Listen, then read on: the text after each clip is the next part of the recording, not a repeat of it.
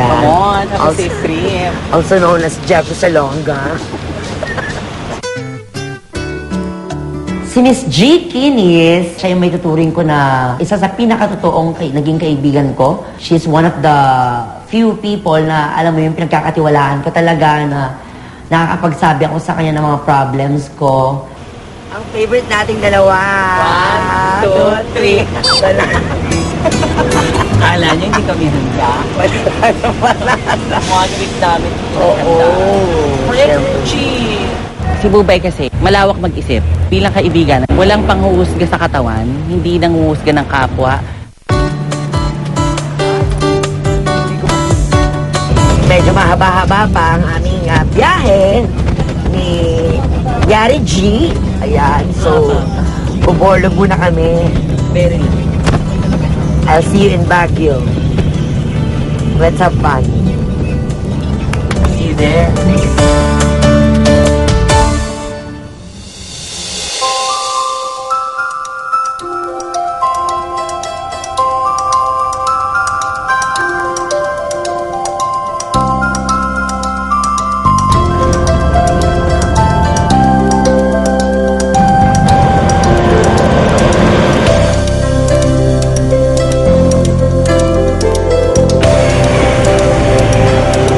Sobrang na-miss ko yung ambience, yung lugar, yung paglalakad-lakad ko from my place dun sa bahay ko noon, yung boarding house, papuntang SLU. So, bumalik yung pagod na pagmamadali mo, ganun-ganon, palagi. Yes, madaming memories. Ayan o, yan. Saan wala naman tao? Saan nagdaan? Diyan. Sa may-ari. Pwede mo makita? Ayan, o, pasukin natin. Ate Jimmy. Pwede na? Makita mo yung kwarto ko noon. Ang cute. Yan. 1 year pwede. 1 year, medyo. Dito ako. Ay, dito pala yung table. May memories, no? Oo. Nakaka-bring back, no? Ganda. Magkano bayad mo dito, no? 2.5. First guesting ko sa Extra Challenge. Dito ka nakatira. Dito ako nakatira.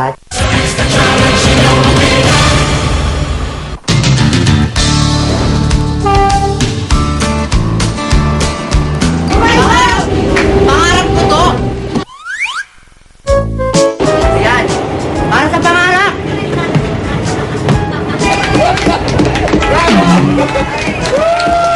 Tsaka nung nag-idol ko sikap na ako.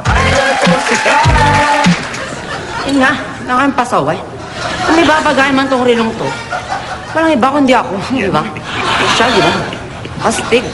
From Baguio talaga, biyahe talaga ako. As after ng taping, balik na naman ng Baguio kasi may Tiyaga? pasok ka nun. Tiyaga?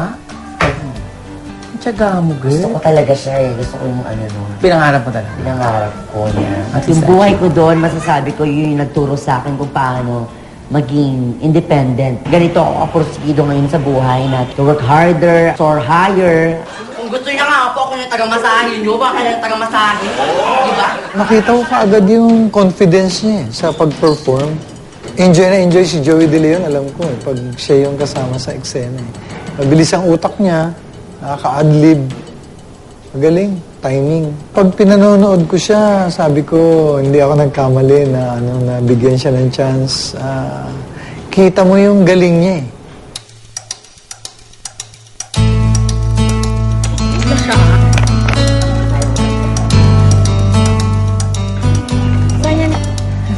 Oh my gosh, makita ko na rin. Turo ko sa'yo.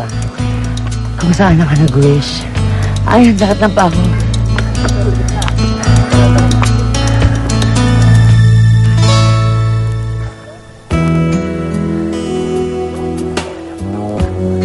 Dito ako naglagay ng wish.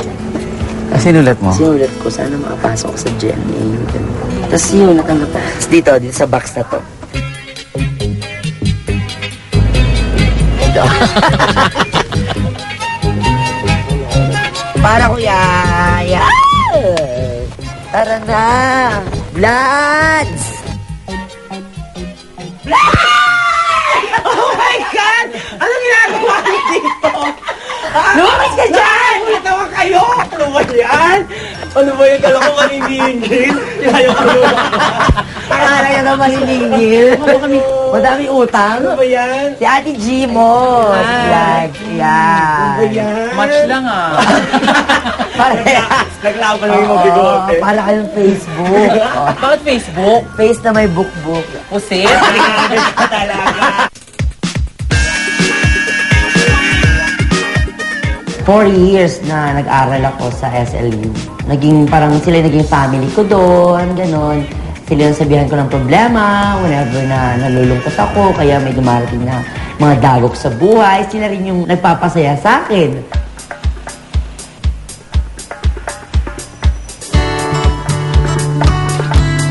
Nag-take ako ng Bachelor of Arts in Communication sa St. Louis University. Ayan yung Ano tawag giant dyan? steps. giant steps. Kasi matataas yung steps. Ang sarap manumbalik sa lugar kung saan tinuring mong pangalawang tahanan mo na rin. She's very humble. Hindi siya KSP. Talagang siya ang nauna. And everybody basically in the classroom would love to see him act. Na talaga natatawa sila. Si Bubay actually was a regular student back then. Nung meron na siyang parang stints sa GMA, he never changed. He was just an ordinary student when he comes back. Oh my gosh! Sir Dan! Ano ba yan? Ang ganda mo, Sir Rebecca Dan. Naomi Jones. The famous Mr. Dan Romel Riopal. Ang aming... ano ba yan? Iiyak ako. Ba't ka naiiyak? Ang tagal namin din nagkita rin Sir Oo, tagal mo. Dan. Ano ba yung huli? 2007. Oo nga.